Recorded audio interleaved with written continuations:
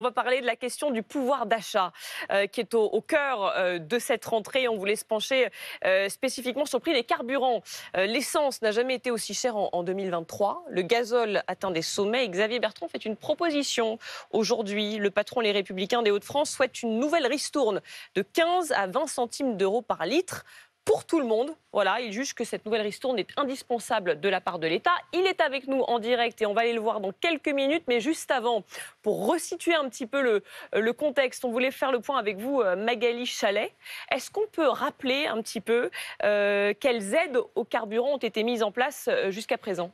Eh bien, l'année dernière, l'État avait mis en place une remise, une remise à la pompe de 30 centimes d'euros par litre d'essence. Elle est descendue ensuite à 10 centimes d'euros jusqu'à la fin de l'année. Et en tout, cela a représenté en 2022 un coût pour l'État de 8 milliards d'euros, autant dire l'équivalent du budget du ministère de la Justice. Ensuite, à partir du 1er janvier, eh bien, cette aide qui était destinée à tout le monde, eh bien, elle a été transformée en une indemnité de 100 euros qui était réservée cette fois uniquement aux 10 millions de ménages avec un revenu fiscal inférieur à 14 700 euros. Et puis, il y avait également une remise supplémentaire de 10 centimes d'euros qui était offerte par Total Énergie. Eh bien, celle-ci, elle a pris fin également, mais le groupe s'est engagé à plafonner à 1,99 € le litre de carburant, et ce, jusqu'à la fin de l'année. Et puis enfin, il faut préciser que depuis 2016, dans les Hauts-de-France, donc la région de Xavier Bertrand, eh bien, il y a une aide spécifique. Il s'agit d'un chèque carburant de 20 € pour certains habitants qui travaillent loin de leur domicile. Merci beaucoup Magali Chalet. Justement, on est avec le patron Les Républicains des Hauts-de-France, Xavier Bertrand. Merci de nous accorder quelques minutes. Alors, on vient de le voir avec Magali. Vous avez effectivement mis en place dans votre région une aide ciblée. Là, vous souhaitez qu'elle soit pour tous les Français. On voit que ça coûte cher quand même. Comment on fait ? Alors déjà, la première chose, c'est que la région des Hauts-de-France, c'est pas l'État. On n'a pas les moyens de l'État, mais on aide les gens qui travaillent et qui doivent prendre leur voiture pour aller travailler. C'est 240 € par an pour des gens qui travaillent. Donc on aide les classes moyennes également. Mais là, ce que je propose, c'est de recommencer ce qui a été fait l'an dernier. J'invente pas quelque chose, je sors pas quelque chose du chapeau comme ça. L'an dernier, le prix de l'essence était au même niveau qu'aujourd'hui. L'an dernier, on a décidé d'aider les Français. Et là, cette année, le carburant, c'est le grand absent de la lutte pour le pouvoir d'achat en cette rentrée. Ceux qui sont partis en vacances ont vu le prix du carburant en revenant, c'est de la folie. Et là, quand on a recommencé à travailler, la rentrée des classes la semaine prochaine, ça n'a pas baissé et c'est pas prêt de baisser. On ne peut pas d'un côté vouloir se battre contre la vie chère dans les rayons des supermarchés, des hypermarchés, des commerces, et oublier que les gens ont besoin de leur voiture pour se déplacer, pour aller travailler, pour aller justement avoir accès aux services publics, ou emmener les enfants notamment au collège ou au lycée. On a absolument besoin d'une mesure comme ça. On ne peut pas s'habituer à payer son litre de carburant 2 €. C'est pas possible. Alors vous avez raison, la situation est très compliquée pour les Français à l'heure où on parle, et notamment en matière de carburant. Mais quand on revient sur les chiffres qui ont été donnés par notre journaliste, en 2022, l'État a mis donc la main à la poche pour le carburant. 8 milliards d'euros en 2022. Il y a aussi la réalité des finances publiques. Attendez, vous avez raison, mais on va revenir, si vous le voulez bien, sur ce qui a été dit tout à l'heure. À chaque fois que le prix du carburant augmente, c'est un jackpot pour l'État.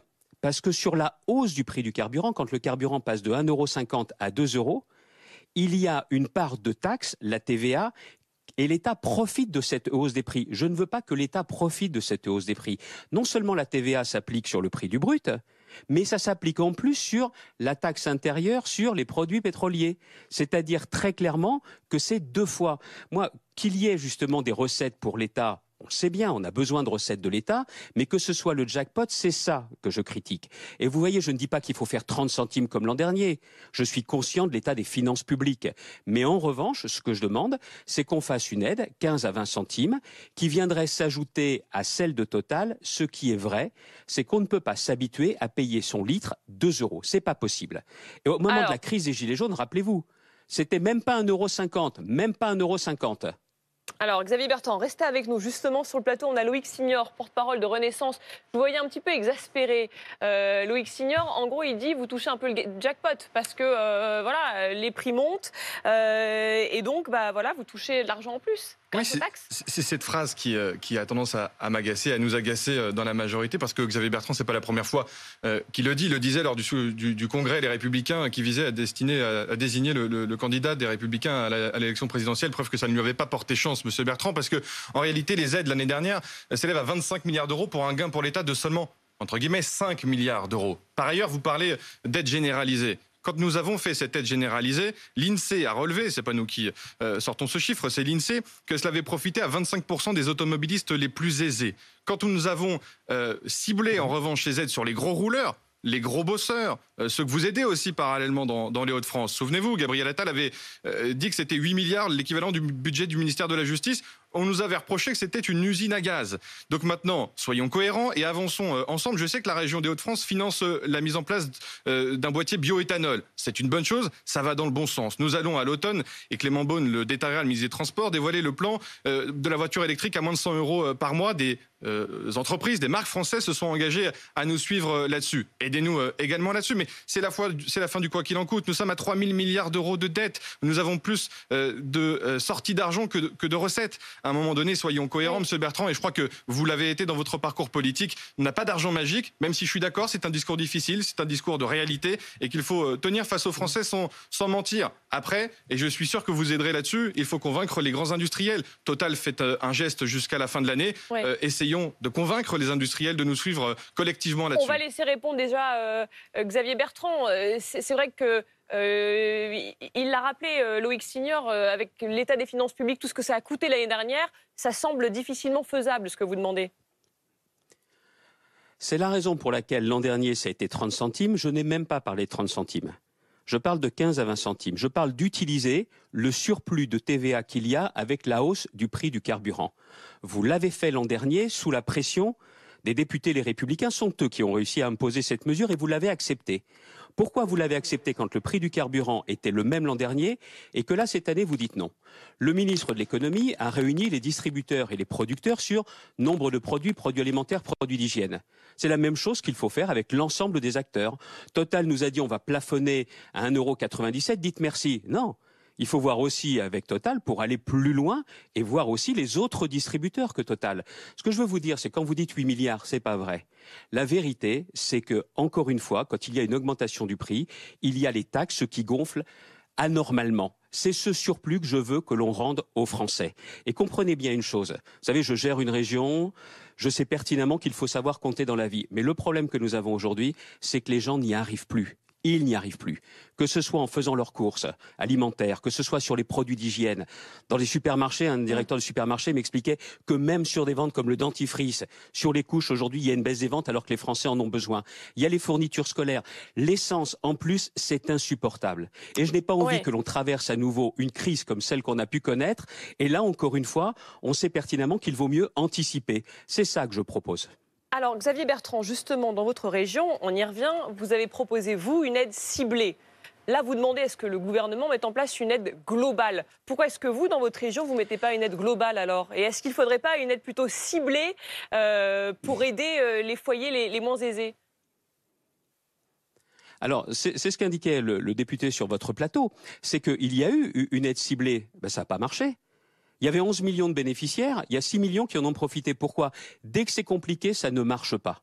Si vous faites du simple, ça fonctionne. Deuxièmement, vous me dites pourquoi je ne le fais pas. Attendez, que l'État me transfère les recettes de TVA, je le fais demain, moi. Moi, je n'ai pas les recettes de TVA qui sont celles de l'État. Moi, je n'ai pas des recettes qui augmentent quand le prix du carburant augmente. Vous me donnez les mêmes recettes, je fais ma proposition tout de suite dans les Hauts-de-France. Et d'autres présidents de région le feront. Et il y avait ensuite un autre argument qu'il faut entendre, ce que vous indiquiez, monsieur, c'est que c'est vrai que les gros rouleurs, ceux qui ont des voitures qui consomment plus que les autres, ont profité aussi de cette mesure. Oui, mais dans leur budget à eux, le coût du carburant, ça représente beaucoup moins que le coût dans le budget mensuel d'un ouvrier ou d'un employé. Et c'est ça aussi la vérité qu'il faut entendre. Xavier Bertrand, juste sur la question du pouvoir d'achat plus globalement, est-ce que vous trouvez quand même que le gouvernement fait, alors peut-être pas assez puisque vous demandez plus, mais fait déjà beaucoup? On a entendu l'annonce de Bruno Le Maire hier qui dit 5000 références ne vont pas augmenter, voire reculer. Voilà, il met la pression sur les industriels, sur les distributeurs. Le gouvernement se bouge là quand même, non? Alors que Bruno Le Maire veuille avancer, c'est une chose. Maintenant, vous savez, comme tous les responsables politiques, pour les gens, la seule chose qui compte, c'est le résultat. Donc moi, ce que je proposais, c'est d'aller encore plus loin, notamment sur la transparence. Vous avez aujourd'hui des distributeurs qui disent, chez les producteurs, chez les transformateurs, chez les industriels, quand vous avez les matières premières, notamment comme l'huile qui a beaucoup baissé, eh ben la baisse, elle se fait pas voir.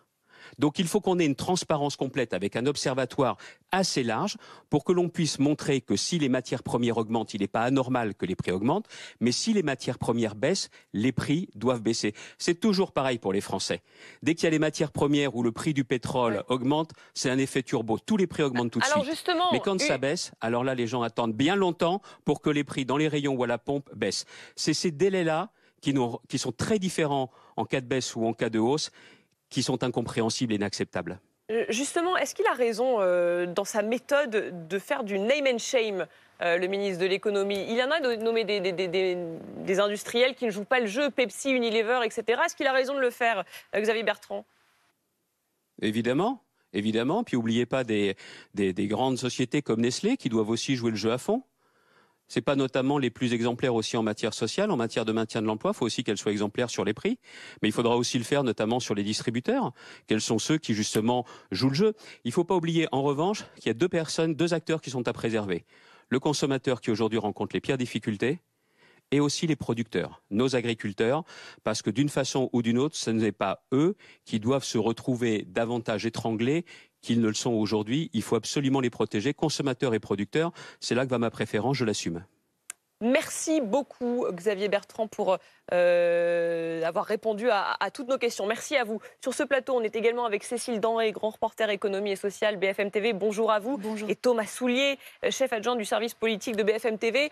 Ça semble compliqué. A priori, ça va être difficile pour le gouvernement de mettre ça en place? C'est plus que difficile, ça ne va pas se faire. Le gouvernement ne remettra pas en place une sorte de rabais de ristourne, comme on l'a appelé, pour deux raisons principales. J'ai contacté l'entourage de Bruno Le Maire qui me dit ceci: on ne va pas le faire pour deux raisons. D'abord, économique, et le ex-signant l'a expliqué, la fameuse fin du quoi qu'il en coûte. Cela fait des années que l'exécutif dit que c'est fini. Ils ont mis du temps à le terminer, mais là vraiment c'est terminé avec, on le voit, des dettes, déficits qui atteignent des nouveaux records. Deuxième chose importante, c'est aussi la raison écologique. L'exécutif ne peut pas d'un côté dire on met le paquet sur l'écologie et de l'autre on continue à financer le carbone.